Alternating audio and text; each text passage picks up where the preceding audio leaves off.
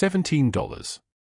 That was all Clara Morgan had left in the world, and she was counting it for the third time in the span of 4 minutes, as if the worn bills might somehow multiply in her trembling hands. It was 3:22 in the morning at Sal's Diner on Dauphine Street. The fluorescent lights hummed their tired song above the black and white checkered floor, casting everything in a sickly white glow that made her skin look like paper.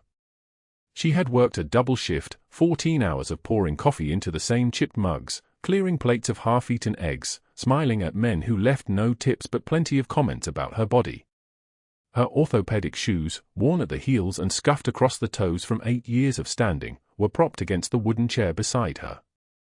Her apron was stained with coffee and grease and something darker, regret, maybe. The smell of it clung to her clothes like a curse. $17 stretched across the small table in front of her. 2 10s and 5 1s, all creased and soft from handling. That money had to last 4 days. For days until her paycheck, and even that paycheck would barely cover her share of the rent on the apartment she shared with 2 other women. The rent that Marcus Webb, her landlord, had raised 3 times in the past 18 months. The rent that would be raised again if she did not do what he asked her to do. She did not do what he asked. For 8 years, Marcus Webb had owned the building on Bourbon and Girard where she lived in a room so small that if she stretched her arms, she could touch both walls. For 8 years, he had threatened her with eviction. He had cornered her in the hallway. He had shown up at the diner with his expensive suits and his oily smile and his hand that always found its way to the small of her back when no one was watching. When she refused him, when she moved away, when she worked extra shifts just to avoid being alone with him, he had raised her rent. And then he had raised it again. The scars on her back were a map of that refusal. Thin white lines running in every direction, 8 of them, each one a different story of a different night when his patience had worn thin.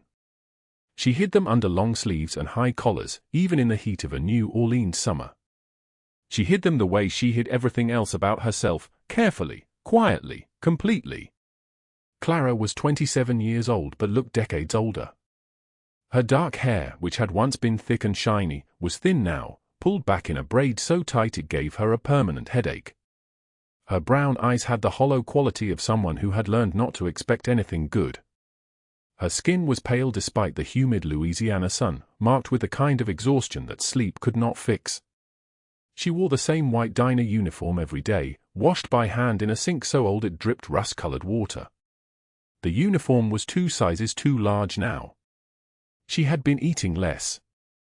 The locket hung around her neck beneath the uniform, hidden.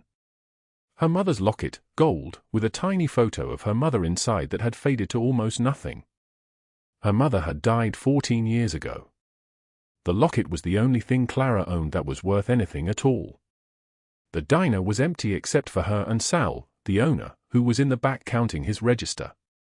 The rain had started an hour ago and showed no signs of stopping. Thunder rumbled in the distance, a sound like furniture being moved around in heaven. Outside the window, the street was slick and black, reflecting the neon signs of the bars across the road. A few people hurried past, bent against the rain, their umbrellas turned inside out by the wind. Clara put the money into her apron pocket. Tomorrow she would go to the grocery store and buy rice and beans, maybe some eggs. She would stretch the eggs across breakfast for 3 days. She would drink coffee at the diner instead of buying her own. By Sunday, when her paycheck came, she would have survived on almost nothing. By Monday, when the rent was due, that paycheck would be gone. She stood up, her knees creaking in a way that frightened her. She was too young to sound this old. She grabbed her apron and rolled it into a ball, stuffed it into her bag. Tomorrow was Sunday. She did not work Sundays at the diner, but she volunteered at St. Mary's Shelter on Sunday mornings. She had done so for 3 years, ever since a volunteer coordinator had asked her if she could spare a few hours. Clara had looked at her own life, empty of purpose, empty of meaning, empty of anything that did not involve either serving food or avoiding men, and decided that giving time to children who had nothing might fill some of that emptiness. The boy she worked with most often was Noah. 7 years old, quiet, with eyes that had seen things no 7-year-old should see. He had arrived at the shelter 2 years ago with no explanation, no family contact, just a note saying his name and his age. The shelter workers assumed he was abandoned. Noah never spoke much about his past. But he trusted Clara. He sat beside her during the volunteer hours and let her braid his hair or read him stories or just sit with him in the silence. Something in her chest shifted when she thought about Noah. A small warmth in a very cold place. She locked up her apron in the employee locker and said goodbye to Sal, who grunted at her from the back. The rain was coming down hard now, and by the time she got to her car, a 2003 Honda Civic that barely ran, her hair was soaked against her face. The car smelled like mold and old French fries. She had to pump the gas 3 times before it would start. When it finally turned over, the engine sounding like something dying, she sat for a moment in the darkness, her hands on the steering wheel, trying to gather the energy to drive home. At that exact moment, 3 blocks away, in a penthouse office 40 stories above the French Quarter, Matteo Conti was staring at a single photograph. The photograph showed a boy. 7 years old. Dark eyes, dark hair, a serious expression. The photo was blurry, taken from a distance, enlarged from security footage. The boy was walking into St. Mary's shelter, holding the hand of a woman in a white diner uniform. Matteo sat perfectly still in his leather chair, which cost more than most people's monthly salary. His office was all glass and dark wood and the kind of silence that only money can buy. On his desk were 5 secure phones, 3 computers, and a fountain pen made from solid platinum. On the wall behind him hung a single painting, abstract and violent, that had sold at auction for $240,000. The office was cold despite the humid night outside because the air conditioning never shut off. Matteo himself was 46 years old, though he looked older. He was 6 feet tall, broad-shouldered, dressed in a suit that had been made for him in Milan and cost more than Clara Morgan's annual salary. His hair was dark, silvered at the temples, swept back from a face that had once been handsome but was now carved by power and grief into something else entirely. A scar ran from his left eye to his cheekbone, thin and white, the reminder of a night he did not speak about. On his left wrist, he wore a watch made of white gold that had belonged to his father. On his right hand, he wore a single ring, gold, heavy, bearing the symbol of a family that did not officially exist. His eyes were fixed on the photograph. Dark eyes, so dark they looked almost black in the dim light of the office. Eyes that had seen things that could not be unseen. "Tell me again," he said quietly. A man stood in the corner of the office. His name was Carlo, and he had worked for Matteo for 17 years. Carlo was 63, with grey hair and the kind of face that had learned how to show nothing. He wore a suit identical to Matteo's, though not made in Milan. His voice, when he spoke, was careful. "The boy has been at the shelter for 2 years. No family comes for him. No one has claimed him. The volunteer coordinator has a record of his arrival but no information about his origins. He was brought in during the night. The person who brought him left him in the waiting room and disappeared." "And the woman?" "Clara Morgan. 27 years old. Works double shifts at Sal's diner. No criminal record. No connections to organized crime. She volunteers every Sunday. She appears to be spending time with the boy." Matteo did not move. His hand reached out and picked up the photograph, held it up to the light. The boy's face was so familiar it made something cold and dangerous stir in his chest. Something that had been dormant for 7 years, ever since the day the boy was born. "Find out everything about her," Matteo said. "Where she lives. Who she knows. Every person she speaks to. Every place she goes. I want to know if she knows who the boy is. I want to know if this is deliberate or coincidence." "Yes, sir." "And Carlo," Matteo said, not looking away from the photograph, "tell no one about this. Not Pietro. Not the men. No one knows that the boy exists except you and me. It will remain that way." "Yes, sir." Carlo left the office in silence. Matteo remained sitting in his chair, the photograph held up to the pale light of the city outside his window. The boy looked back at him from 7 years in the past, and Matteo felt something he had trained himself not to feel for longer than he could remember. Something that felt dangerously like hope. Meanwhile, Clara was driving through the rain-soaked streets of New Orleans, heading toward the apartment she shared with 2 women whose names she barely knew. She was thinking about the $17 in her apron pocket. She was thinking about the way Marcus Webb had looked at her last week when she told him she could not do what he wanted. She was thinking about the rent that was due in 5 days, and the fact that even with her paycheck, she would be $200 short.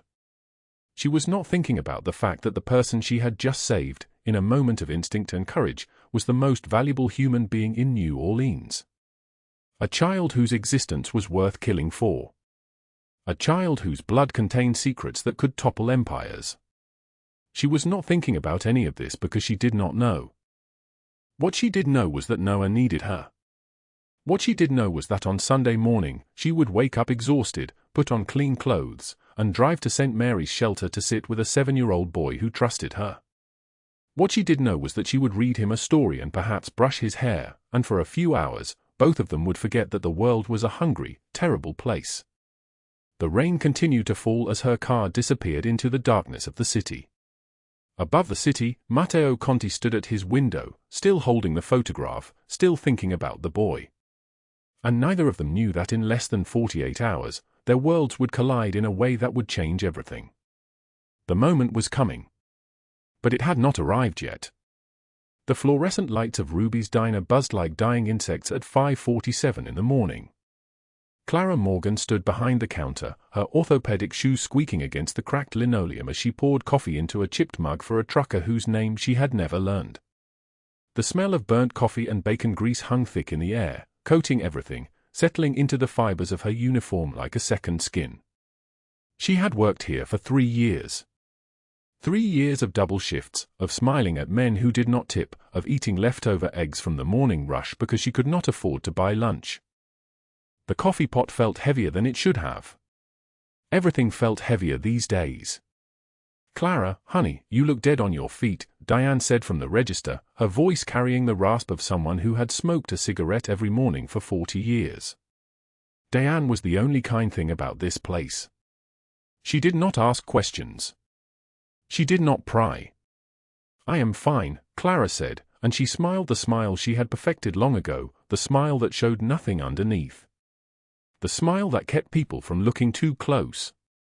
By the time her shift ended at 2 in the afternoon, her apron sagged with the weight of tips. She counted them in the back room, sitting on a plastic crate beside the industrial dishwasher that hummed like a creature in pain. Quarters. Dimes. 3 $1 bills. 1 5. The rest in coins so small they felt like insults. $17. $17.43. That was all she had earned for 8 hours of standing, pouring, smiling. She placed the bills in her bra, where they would not fall out, where no one could see them. The coins went into a jar beneath her apartment sink where she kept what little she had managed to save. $17 was all she had to her name until Friday. Her apartment was on the 3rd floor of a building that seemed to be slowly surrendering to gravity. The walls wept with moisture. The windows did not close properly, and at night, the humid New Orleans air crept in like something alive. She unlocked the door at 2:37 and did not turn on the light. Electricity cost money, but the afternoon sun sliced through the gap in the curtains and showed her what she already knew. Peeling wallpaper in shades of beige that had faded to the color of old teeth. A single kitchen chair with a broken leg that she had propped against the wall. The cockroaches would be waiting in the kitchen, hiding behind the baseboards, patient and certain of their ownership. She lay on the bed without removing her shoes and closed her eyes. Her feet throbbed. Her lower back throbbed. Her shoulders ached from the weight she carried, from years of carrying it. Sleep came quickly. It was the one mercy left to her. The knock at her door came at 9:33 that evening, and it was not gentle. Clara opened her eyes in the darkness, and her heart began to hammer against her ribs. She knew that knock. She had heard it before. When she opened the door, Marcus Webb was leaning against the frame, his body taking up all the space, his presence filling the hallway like smoke. He was a man in his mid-50s, with a soft gut hanging over his belt and gold rings on every finger that caught the light. His breath smelled like whiskey and something rotten underneath. "Evening, Clara," he said, and his smile was not a smile at all. It was something else. Something with teeth. "Mr. Webb." Her voice came out smaller than she wanted it to. "Rent's due," he said. He did not step inside, but he did not need to. He was already inside her apartment, already inside her skin. $200 by Friday. Unless... He let the word hang there between them like a blade. His eyes traveled down her body, lingering on places that made her want to disappear. She had learned long ago that disappearing was not possible, so instead she learned to become very still.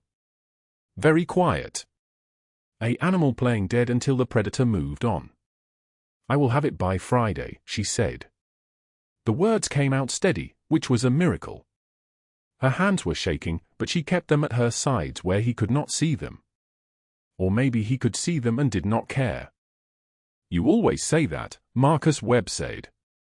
He reached out, and his hand closed on her shoulder. The muscle beneath his palm was warm and thin. "Been 8 years of this dance, Clara. When you gonna learn?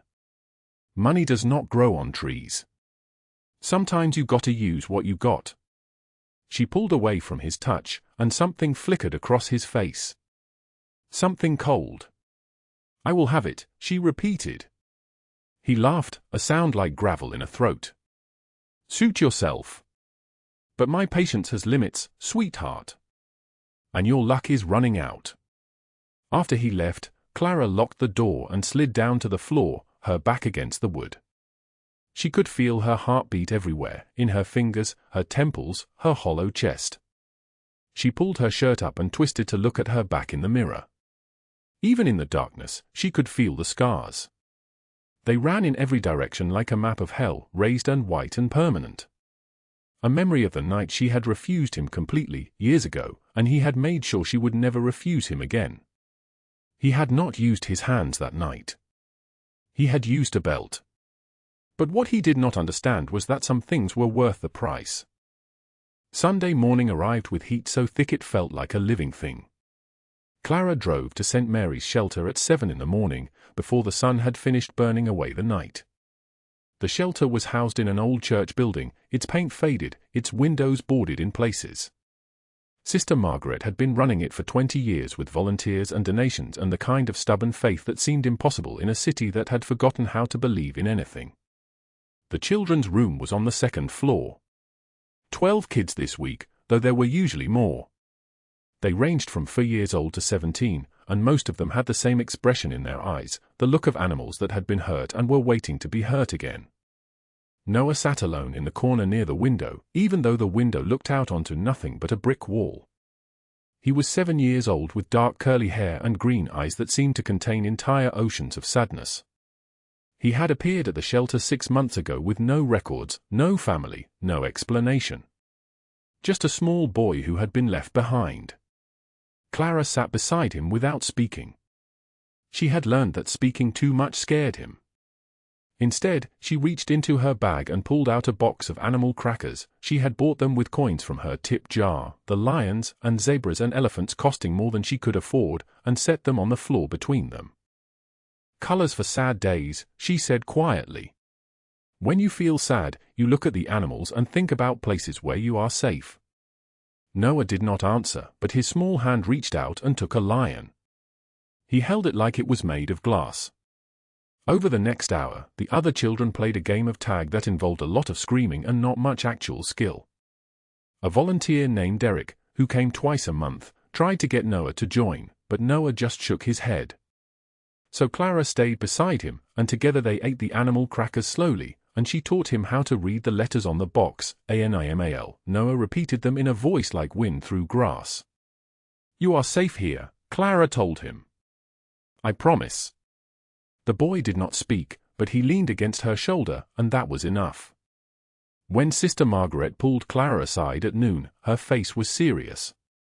That boy, he is still not talking to anyone but you, the nun said. She was 70 years old and had the kind of eyes that had seen too much suffering and refused to look away from it. No family came for him. No one claimed him. Sometimes I wonder where he came from, but children do not come with instruction manuals. He just needs time, Clara said. He needs you, Sister Margaret said. And I think you need him too. The afternoon light was turning orange when Clara prepared to leave. Noah held her hand as they walked down the stairs, his fingers small and trusting in hers. She knelt down to his level and looked into those green eyes. I will come back next Sunday, she promised. And we will read the story about the boy and the wolf. Noah nodded. He did not ask why she had to leave. He had learned that people always had to leave. The parking lot was nearly empty. Clara's car, a 1998 Corolla that ran on prayers and expired license tabs, sat alone under the amber light of a dying street lamp. She and Noah were halfway across the lot when she heard it. The sound of an engine. The sound of a car turning into the parking lot behind her. She turned. Red light swung across the pavement. Not a police car. Something else. Something darker. A black SUV with tinted windows pulled into the lot, moving slowly, deliberately. No markings. No insignia. Just black metal and the sound of power underneath. Clara's hand tightened on Noah's hand. She walked faster toward her Corolla, but the SUV was already blocking her path, already stopping directly in front of her, already becoming the most important thing in the world. The driver's window lowered, and a man's face appeared. He was young, perhaps 30, with the kind of expression that came from giving orders and never being questioned. He looked down at Clara and Noah with an interest that made her skin go cold.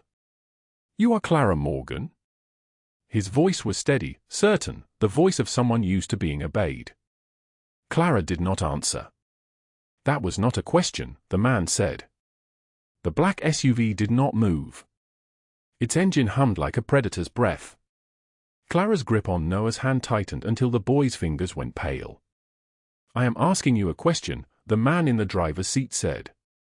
His voice carried the weight of someone accustomed to obedience, to people folding like paper before him. "Are you Clara Morgan?" She did not answer. The silence stretched like a blade wrapped in ice. "Get in the car," he said. Not a request. Not a threat disguised as courtesy. A command delivered with the certainty of a man whose commands were never questioned. Clara pulled Noah backward. The parking lot suddenly felt very large and very empty. The dying street lamp above them cast long shadows across the asphalt. She turned and walked toward her Corolla, moving faster now, her orthopedic shoes slapping against the pavement. The SUV's door opened. A second man emerged. Taller than the first, broader across the shoulders, with the kind of posture that came from years of intimidation. He did not run toward them. He did not need to. He simply stepped into their path with the casual certainty of someone blocking a child's exit from a playground. "Miss Morgan," he said, his voice almost gentle. "Please do not make this difficult." Clara's heart hammered against her ribs. She thought of the $17 in her apron pocket. She thought of her empty refrigerator. She thought of Marcus Webb's gold rings and Evelyn Blackwell's cruel smile.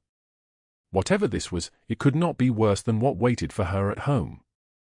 "Noah," she said quietly. "Get behind me." The boy obeyed without question. She had taught him that.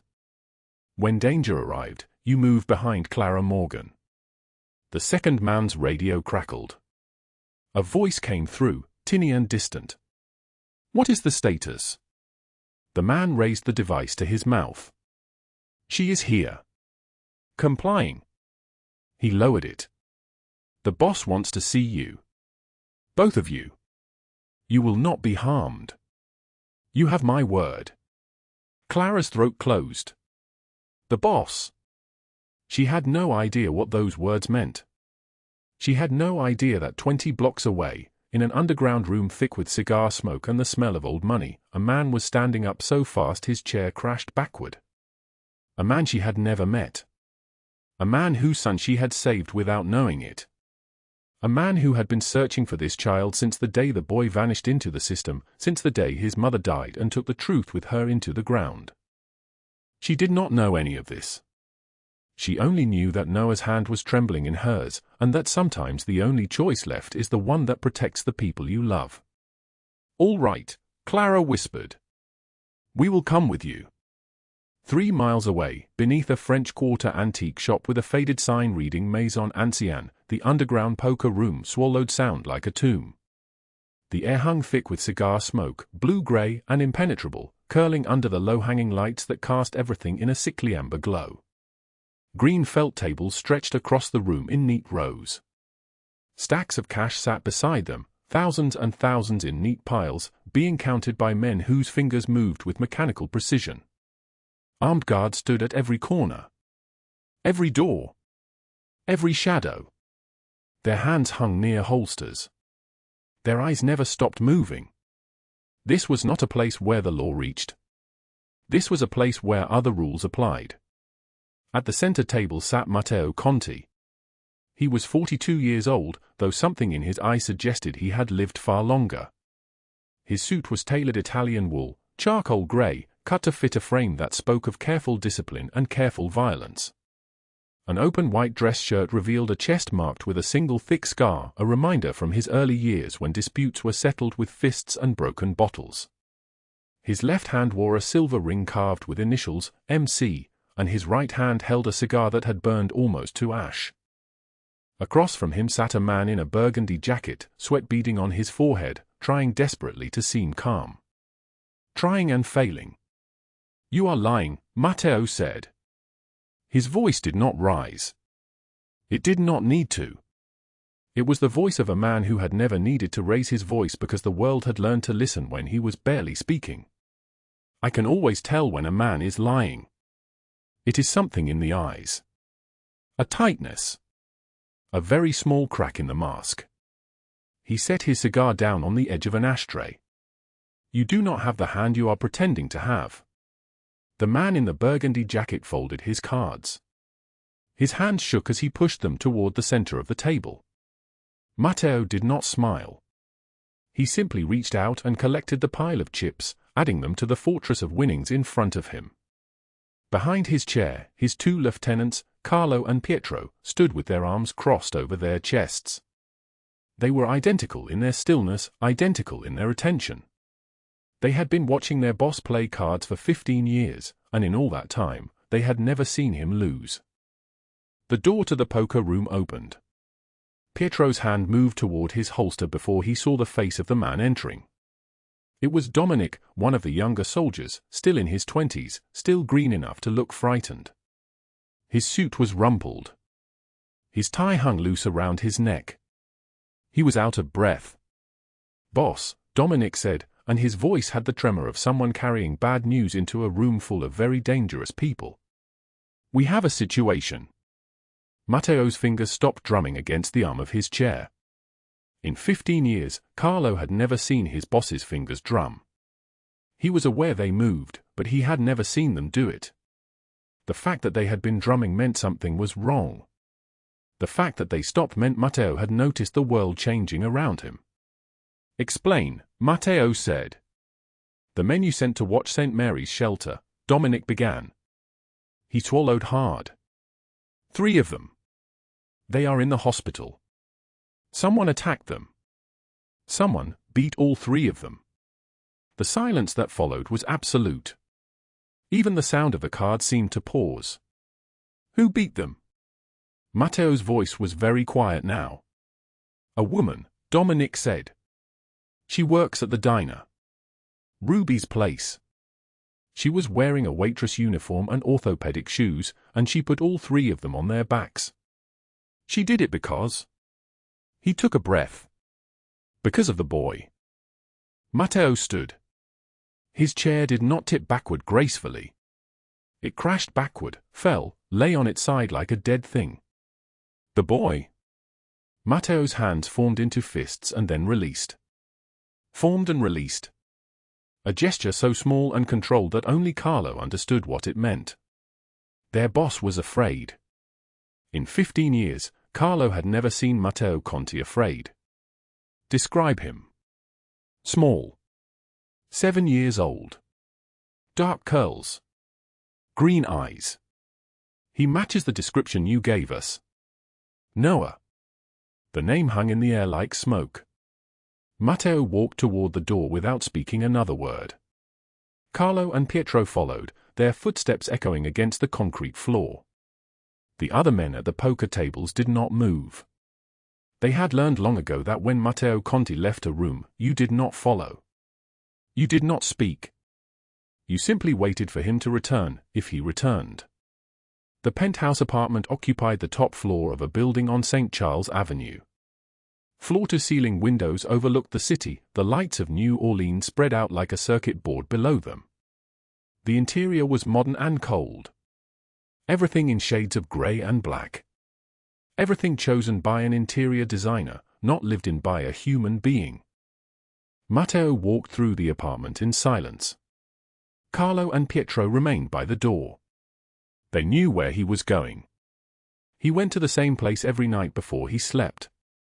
The nursery was exactly as it had been left 8 years ago. The crib sat in the center of the room, its white paint pristine, untouched by dust because a woman came twice a week to clean everything, to maintain everything, to keep it exactly as it had been the day it was emptied. Stuffed animals sat on the shelves in neat rows, a bear, a lamb, a rabbit with floppy ears. The walls were painted pale yellow. A mobile hung above the crib, designed to spin slowly, to show the baby animals that lived in an imaginary world where loss did not exist. Matteo stood in the doorway. He did not enter the room. He had not entered the room in 8 years. "My daughter was supposed to sleep here," he said. His voice was barely above a whisper. Isabella. That was going to be her name. Isabella Conti. The words seemed to cost him something, as if saying them aloud made the loss real again, made it fresh, made it bleed. Her mother carried her for 8 months. 8 months. And then he stopped. The silence stretched. "My wife left me 3 years ago. She could not bear the grief. She is in Rome now. She did not want to see me again." Carlo had never heard his boss speak about Isabella. In 15 years of loyalty, he had never heard that name spoken aloud. 6 months ago, Matteo continued, still standing in the doorway, still refusing to enter, a woman contacted my lawyer. She said I had a son. She said his mother had died. She said his name was Noah, and he was in the system, and she thought I should know. Matteo's hand pressed against the door frame. I did not believe her. I thought it was a con. A scheme. Someone trying to extract money from me. But I had my people investigate. And they found him. A 7-year-old boy in St. Mary's shelter. Dark curls. Green eyes. Alive. He turned away from the nursery. I have been searching for him since then, Matteo said. Trying to bring him home quietly, trying to do this without exposing him to my world. And in one night, a woman in orthopedic shoes fighting off 3 armed men to protect him. A woman who had no idea who he was. A woman who saw a child in danger and chose to put herself between him and the blade. Carlo understood what was happening. He had seen his boss make these kinds of decisions before. They came rarely, but when they came, they remade the world. I want her brought to me, Matteo said. Carefully. Respectfully. And I want her brought now. Ruby's Diner sat on a corner of Magazine Street, its neon sign buzzing red and orange against the August darkness. Inside, the black and white checkered floor was worn smooth from 40 years of footsteps. The booths were red vinyl, cracked in places, held together with tape and determination. The air smelled like burnt coffee and grease and the kind of exhaustion that comes from serving food to strangers for minimum wage and tips that never quite added up. Clara had been working there for 8 years. She poured coffee with the mechanical precision of someone who had done it 10,000 times. Cup after cup after cup. The coffee steamed, ran brown, was quickly replaced by the next order. The register rang. A man in a trucker hat left $2 on a $15 check. She smiled at him anyway. She had learned to smile at everyone, no matter what they took from her. At 11:14 p.m., the door chimed. 2 men entered. They were immediately wrong in every way. Their suits were tailored. Their shoes were polished. Their hands were clean. They did not belong in a diner that served food to the desperate and the desperate adjacent. They were the kind of men who arrived in places to change them, usually not for the better. They walked directly to Clara. The diner went quiet.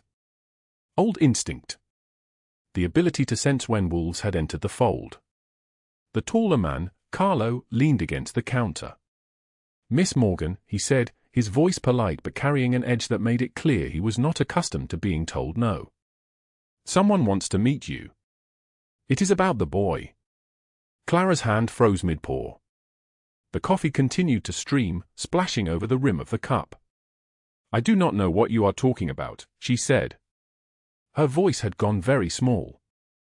The second man, Pietro, placed a photograph on the counter between them. It showed Noah. He was smiling. It was the first time Clara had ever seen him smile.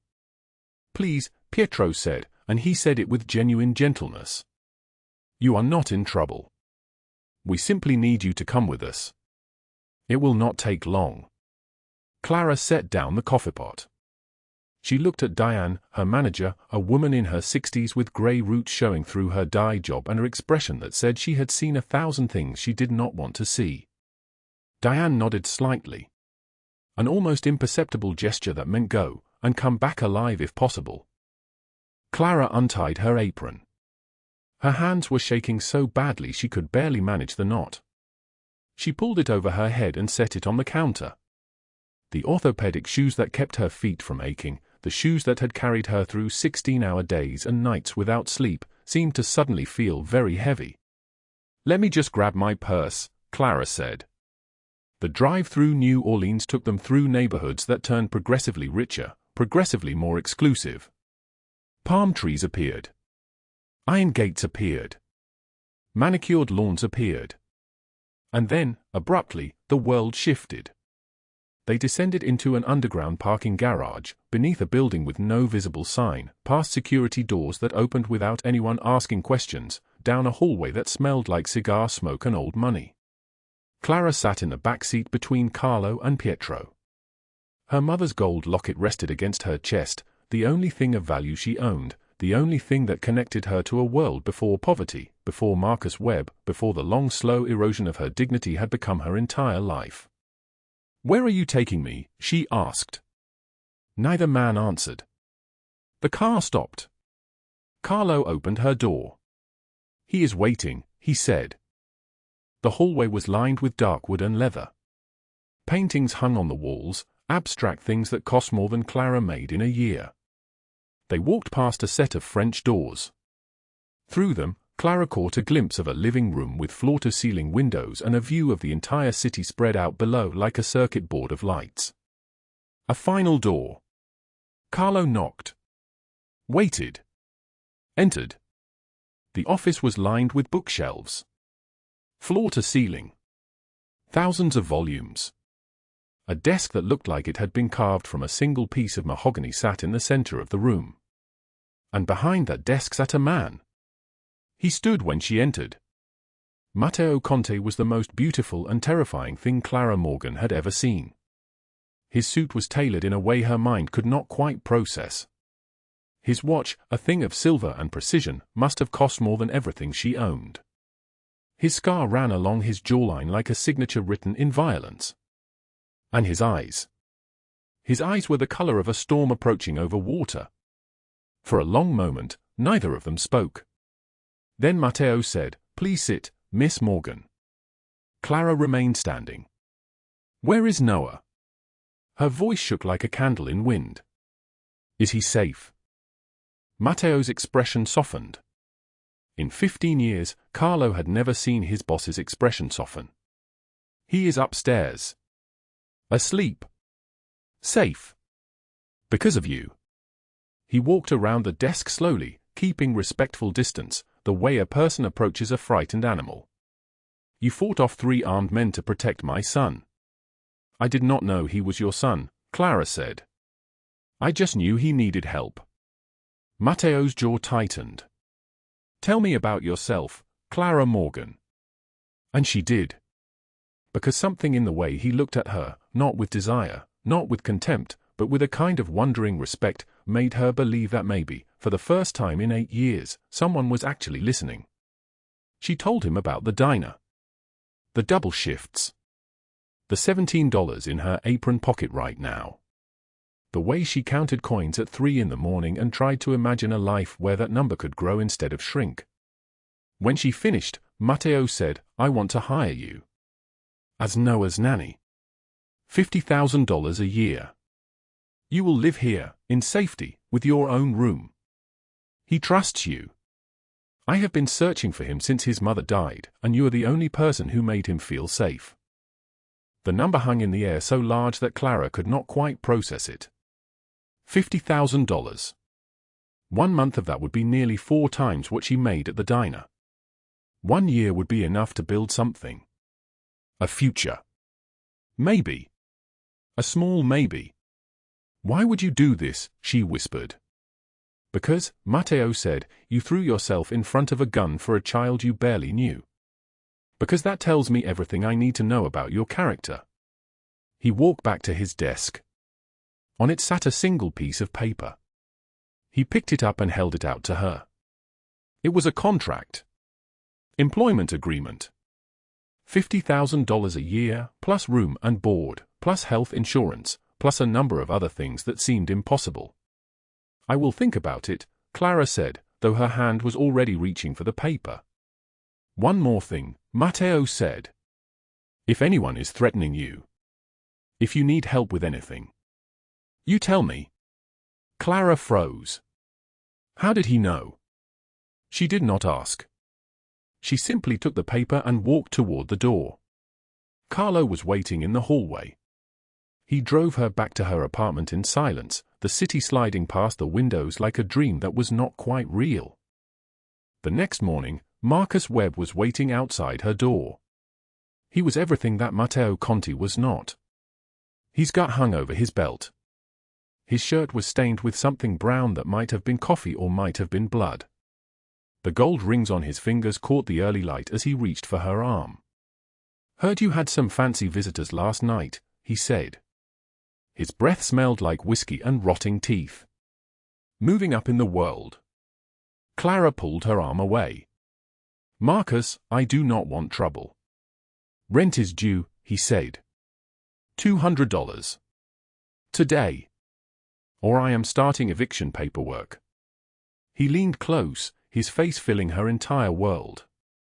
Unless you want to come upstairs with me and we work out a different arrangement. Clara slapped his hand away. You will have your money, she said. After he left, she looked at the contract in her hands. $50,000 a year. But Marcus Webb had always been smarter than he seemed. He had connections. He had told her once that he knew people, that if she ever tried to escape his leverage, he could find her anywhere. She counted her money again. $17. And Marcus Webb's deadline, creeping toward her like a storm. What she did not know was that Matteo Conti had already made 2 phone calls. What she did not know was that her landlord's fate had already been decided, sealed, set in motion like a stone rolling down a mountain. What she did not know was that the man she had just met in that office had already begun to reshape the world around her. The rain came down like a blade wrapped in ice, cold and merciless, soaking through Clara Morgan's thin jacket as she stood on the steps of the St. Louis Cathedral in the humid August night. Her hands trembled as she clutched her mother's gold locket, the small metal weight the only solid thing left in a world that had dissolved into cruelty and lies. The flyers were everywhere. Plastered on streetlights, taped to walls, scattered across the wet pavement like poisoned snow. She picked one up with shaking fingers and read the words that were destroying her piece by piece. Deadbeat tenant. Refuses to pay. sleeps her way into rich men's homes. The photographs were hers, stolen from somewhere, edited with cruel captions that twisted the truth into something unrecognizable. Evelyn Blackwell had orchestrated this with the precision of someone who understood that physical violence was crude compared to the slow devastation of public humiliation. The wealthy woman had learned long ago that a reputation destroyed was more effective than a body broken. Clara's phone had 17 missed calls. 17. Each one a stranger's voice hurling insults, each one a door closing in her face. She had recognized one voice, her former co-worker from the diner, the one who used to give her the best tips, the one who had crossed the street to avoid her that morning when Clara went to collect the last of her belongings from the apartment she could no longer afford. The cathedral bells tolled somewhere above her, indifferent to her breaking. She opened the locket with numb fingers. Her mother's photograph stared back at her, faded and small, from another life, another world where such darkness did not exist.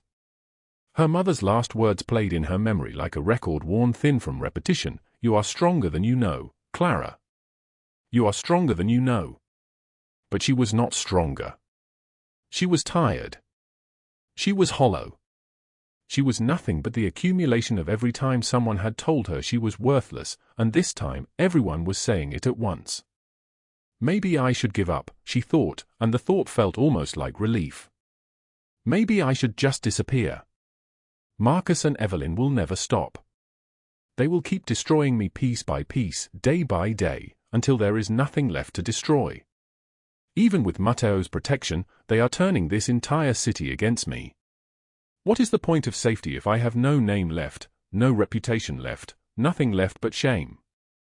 The rain streamed down her face, mixing with tears she did not remember starting to cry. And then, in the silence between thunderclaps, she heard Noah's voice. His small voice from 3 days ago, asking her to read him one more story before bed. A story about a girl who was brave even when she was afraid. Clara had made up the story on the spot, improvising, pulling it from somewhere deep inside where hope still flickered like a candle refusing to extinguish. She closed the locket. Took one breath. Then another. Turned around. Walked back. The lobby of Matteo Conti's building was all white marble and soft lighting, a world away from the rain-soaked cathedral steps. Her shoes left wet prints on the floor as she walked across the threshold, shaking, soaked, holding the flyers in her trembling hands. Matteo was waiting. He stood near the elevator, dressed in a black cashmere coat that cost more than everything Clara had ever owned combined, his dark eyes taking in the state of her, the wet hair plastered to her face, the trembling, the flyers clutched like evidence of her own worthlessness. He said nothing. He simply removed the coat from his shoulders and draped it around her, the cashmere still warm from his body, expensive and soft against her skin.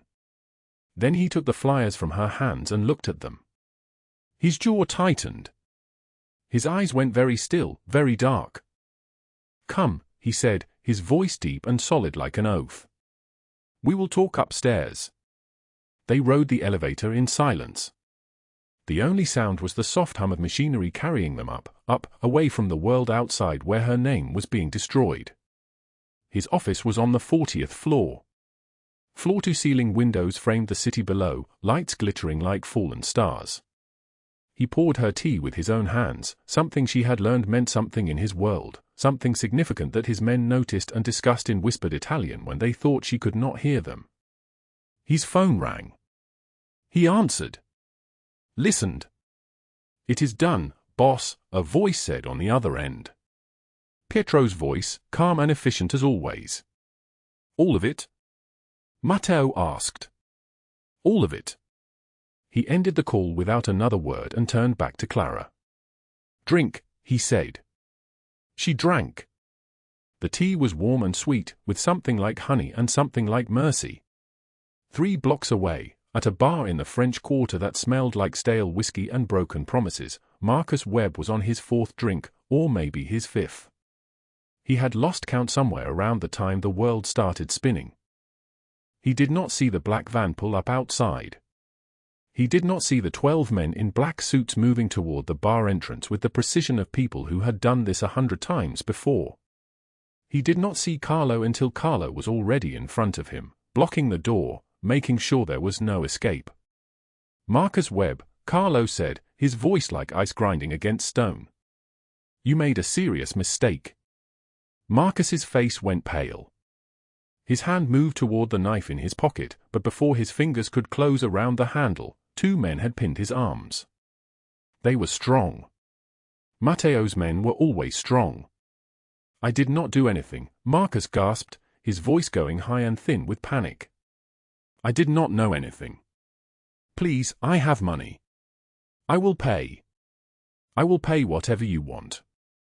"We do not want your money," Carlo said, and there was something in his voice that made Marcus understand, finally, that money could not save him. Nothing could save him. They dragged him toward the van. He screamed. He begged. He collapsed like a cornered animal, his body heavy and useless as they pulled him into the darkness.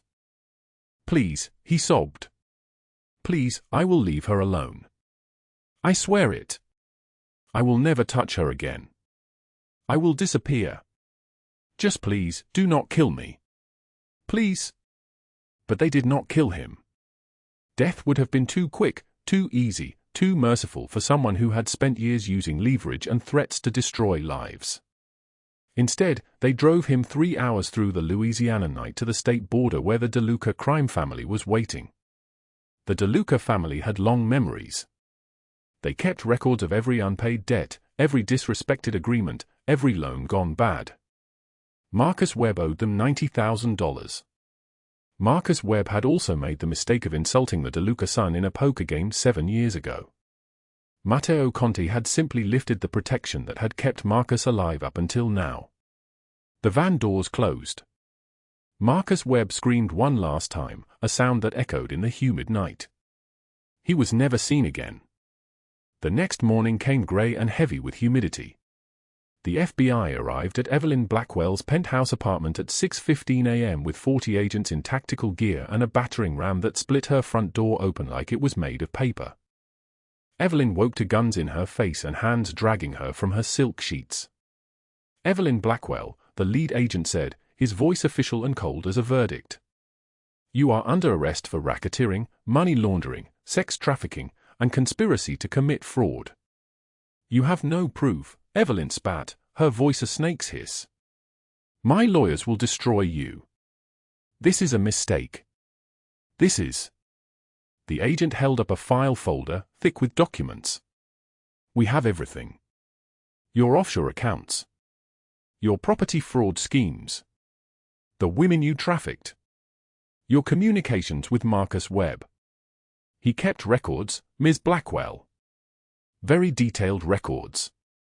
And someone just delivered them all to us, along with enough evidence to put you away for life." Evelyn's face went white. All the color drained from it like water from a broken vessel. "Who?" she whispered. "Who did this?" The agent did not answer.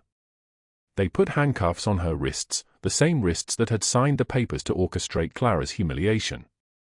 They dragged her past news cameras waiting outside her building. By noon, her face was on every channel, every newspaper, every screen in the city. Federal prison, 40 years minimum. Her properties seized. Her accounts frozen. Her reputation destroyed in a way that no lawyer, no money, no connection could repair. Clara watched the news broadcast in Matteo's office. She sat on a leather chair that probably cost more than her first year's rent and watched her destroyers being destroyed in return. "Marcus Webb, missing. Presumed dead," the anchor said, though she knew the truth was more complicated than that. "Evelyn Blackwell, arrested." Her empire crumbling in real time, her face a mask of shock and rage, and finally, understanding that she had miscalculated her opponent. Matteo sat behind his desk, a thin cigar burning between his fingers, the smoke rising in pale spirals. He did not look at the screen. He was looking at Clara. "They will never hurt you again," he said. Clara should have been afraid of this man. She should have been terrified.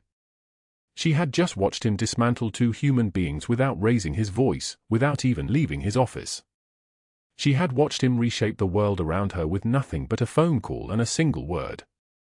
Instead, she felt something that had been missing for 8 years. She felt safe. For the first time in 8 years, completely safe. "Why?" she asked. "Why would you do this for someone like me?" Matteo set down the cigar. He stood and walked to the window, looking out at New Orleans spread below them, his city, the place he controlled, with a quiet word and an understanding that violence was a language that had to be spoken perfectly or not at all. "Because," he said, "they made you invisible. And the world you are building with my son does not have room for invisible people anymore." He turned back to her, and in his dark eyes, she saw something she had not expected to see in the eyes of a man who moved through the world like a weapon made flesh. She saw tenderness. She saw recognition. She saw someone who had also been broken and was learning, slowly, to be made whole by the presence of someone who refused to look away. The humid New Orleans air hung thick as a curse, and Matteo Conti sat behind his desk in the penthouse office 40 stories above the city he owned, watching the screens go dark one by one. Evelyn Blackwell's face filled the largest monitor, her arrest, live-streamed by 3 separate news outlets simultaneously, her diamond-studded hands cuffed behind her back, her mouth opening and closing like a fish pulled from water. The video had gone viral in less than an hour. 1 million views. 2 million. By the time the evening news cycle began, it would be 5 million, and by tomorrow morning, every person in Louisiana would know her name, her crimes, her complete and utter destruction. But Matteo was not watching Evelyn anymore. He was watching Clara. She stood on the balcony 60 floors below, in the guest room that had stopped being a guest room 3 months ago. Her silhouette framed against the city lights, one hand pressed against the glass door, and even from this distance, even through the security camera feed, he could see she was trembling. Not from cold. The Louisiana humidity wrapped around the city like a fever that never broke. "Sir." Carlo's voice came through the intercom, careful, uncertain in a way Carlo never was. "The situation with Marcus Webb is handled. He is in holding. Federal charges. No bail possible. And the shelter records." Matteo's voice came out like gravel grinding against stone. "Destroyed. Any connection between Noah and the Conti name, it no longer exists in any system. He was simply a child in need. She was simply a volunteer. There is no paper trail connecting either of them to you." Matteo set down the cigar that had been burning between his fingers for the past 20 minutes, untouched. The smoke spiraled upward in pale ribbons, dissolving into nothing. "You can leave, Carlo." The office door closed with a soft click. The silence that followed was the kind that pressed against the eardrums, heavy as a hand around the throat. Outside, New Orleans glittered and hummed and carried on, oblivious to the fact that 2 people's lives had just been systematically unmade and rebuilt in the course of an afternoon. Matteo stood and walked to the floor-to-ceiling windows. The city spread below him like a kingdom, and it was. Every street corner, every warehouse, every poker room hidden in the basement of a restaurant that didn't technically exist, all of it answered to him. All of it bent when he whispered. Except her. Clara had not bent. She had broken his men's fingers without hesitation. She had looked at Marcus Webb's gun without flinching. She had stood between Noah and 3 armed men who could have ended her in the time it takes to exhale. She did not know that Marcus Webb had been stealing from the Conti organization for 4 years. She did not know that Evelyn Blackwell had been using her position in the city social services to identify vulnerable children for exploitation. She did not know that Noah was supposed to be untouchable, protected, already belonging to Matteo since the moment his mother had died and left behind a son Matteo had only learned about after she was already in the ground. What she did know was that a child needed saving. And she had saved him. The realization had come to Matteo like a blade through the chest when Carlo had first identified her, the night shift waitress at Martinez's diner, working double shifts for tips that rarely added up to more than pocket change. The woman with calloused hands and tired eyes, and something in the way she moved that suggested she had been broken by the world and was still standing anyway, still showing up, still choosing decency in a city built on corruption. He had sent Pietro to observe her for 3 days. Pietro reported back that she ate 1 meal a day, always after the late shift, always the leftovers nobody wanted. That she read to children at the shelter on Sundays even though she worked Saturday nights and never slept. That there was a scar on her left wrist that she kept hidden under long sleeves even in August, a mark that told a story Matteo did not need to hear explained. That there was something unbreakable in her eyes. And then she had walked into his life the way a match walks into a room full of gas, not knowing she was about to change the pressure of everything. The guest room door opened without a knock. Clara stood in the doorway wearing one of the silk robes he had left for her, her dark hair damp from the shower, her face pale as bone china. Behind her, through the open door, he could see the suite, the bedroom they had turned into a space for Noah, who was sleeping now, his small body curled under blankets that cost more than Clara made in a month. "Is it over?" Her voice was barely a whisper, trembling like a candle in the wind. Matteo turned away from the window. He did not speak. Instead, he walked to her, and the distance between them seemed to take forever, as if the space itself was resisting his approach. When he reached her, he kept his hands at his sides. He knew the value of not touching her without permission, the way his men's hands were instruments of violence and control, and Clara had had enough violence, enough control. "It is over," he said. She nodded, but her eyes stayed fixed on the dark of the city below. "What you did to them? I should not thank you for that. I should be afraid. I should leave and never look back and try to pretend I never knew you, never knew what you are capable of. But you are not going to leave." It was not a question. Matteo had stopped asking Clara questions a month ago. He had learned to read the answer in the way she moved through the penthouse, the way she organized his desk when she thought he was not watching, the way she saved him the burnt cookies because she remembered him saying he liked them crispy. He had learned to read the answer in the way her breathing changed when he stood close enough to smell the soap she used, something like lavender and honey, something that reminded him of the word home before he had burned down every home he ever had in pursuit of power. Clara turned to face him. Her eyes were wet, but she was not crying. Not yet. She was the kind of person who had learned to keep her tears in reserve, rationing them the way she rationed everything else. "My mother had a locket. Gold. She died when I was 16. Marcus took it from me 8 years ago. He said it was payment for breaking his rules, for refusing him. He wore it around his neck like a trophy." Matteo reached into his jacket pocket. The locket was small, delicate, the kind of thing that should have been destroyed in the violence of his world. Instead, it had been recovered from Marcus Webb's house intact, the chain undamaged, the gold warm from being worn against skin that was no longer human enough to deserve it. He placed it in her hand. Clara's knees buckled. Not from shock. From understanding. From the realization that someone had listened so carefully, had moved so deliberately, had orchestrated an entire demolition of two human beings not out of business necessity but out of something else entirely. Something that made even a Mafia boss capable of tenderness. "Why?" The word came out broken. "Why would you do this for someone like me?" Matteo set down the cigar that had stopped burning.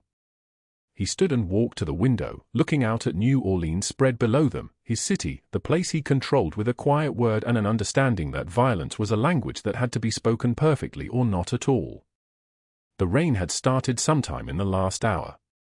He had not noticed until this moment. Water streaked the glass like tears. "Because," he said, "they made you invisible. And the world you are building with my son does not have room for invisible people anymore." He turned back to her. In his dark eyes, something had shifted. Something fundamental. Something that Carlo and Pietro would never witness again in their lifetimes, something that made the most powerful man in New Orleans look almost human. "I lost a child, Clara. A daughter. Isabella. She died before she could take her first breath. I built a nursery I could never enter. I kept it exactly as it was for 8 years, thinking that if I just held on, if I just did not let go, maybe the pain would transform into something less than devastating. But it never did." Clara did not move. She waited. She had learned the value of silence. "And then Noah's mother died and I discovered I had a son I never knew about. I searched for 6 months. 6 months, Clara. I used every resource I had.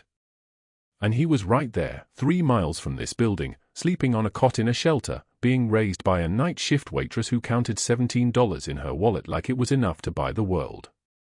The locket hung from Clara's fingers like a weight and a blessing. You gave me my second chance, Matteo said. You protected him when I could not.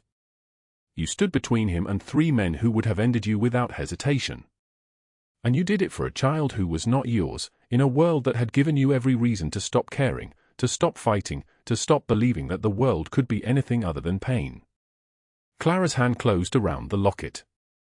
She pressed it to her chest, over her heart, where her mother's memory lived like a ghost that had finally been allowed to rest. I stayed because I love you too, she said. And because Noah needs both of us. And because for the first time in my life, I am not afraid. The rain continued its descent on the city below. Somewhere in the noise of sirens and traffic and the endless hum of human existence, Matteo Conti, the man who commanded empires, who bent the world to his will, who had spent 15 years building walls so high and so thick that no one could reach him, felt something in his chest crack open like ice breaking on a river in spring. 1 year later. Clara stood on the cathedral steps where she had almost given up, where she had counted $17 and accepted that it would never be enough. The Louisiana sun was warm and honest and real. She wore her mother's gold locket beneath her wedding dress, simple white, nothing that cost more than her annual salary, exactly what she wanted. Beside her, Matteo waited with Noah between them, the boy now 8 years old and grinning like the sun itself had asked his permission to shine. No ceremony. Just them and a judge and the understanding that some bonds do not require witnesses. She was director of programs at St. Mary's Shelter now. Matteo had shifted his business, moving his money into legitimate channels, into real estate and community programs, because Clara asked him to and he would do anything for her. The diner where she had worked double shifts for tips had been purchased and converted into a resource center for homeless women. Clara had opened it on a Tuesday morning with her mother's locket around her neck. No one stole from her anymore. No one threatened her. No one made her feel like she was nobody. Marcus Webb was serving 40 years federal. Evelyn Blackwell was serving 35 in a women's correctional facility, her empire dismantled, her social circles cut, her name spoken now only as a cautionary tale about what happens when you use power to prey on the vulnerable. Clara Morgan was no longer invisible. She was no longer afraid. And as she walked through the French Quarter on a Sunday morning with Matteo on one side and Noah on the other, with her mother's locket warm against her skin and the humid Louisiana air carrying the smell of rain and possibility, she thought about the woman she had been. That woman had believed the world was an engine of cruelty and that she was the fuel it burned. That woman had been wrong. After the rain, the sky clears. And sometimes miracles come from the most unexpected places. This story teaches us that even in the darkest moments, love finds a way. If you believe that, hit like and subscribe. Leave a comment and tell us how this story made you feel. Thank you for staying with us until the very end.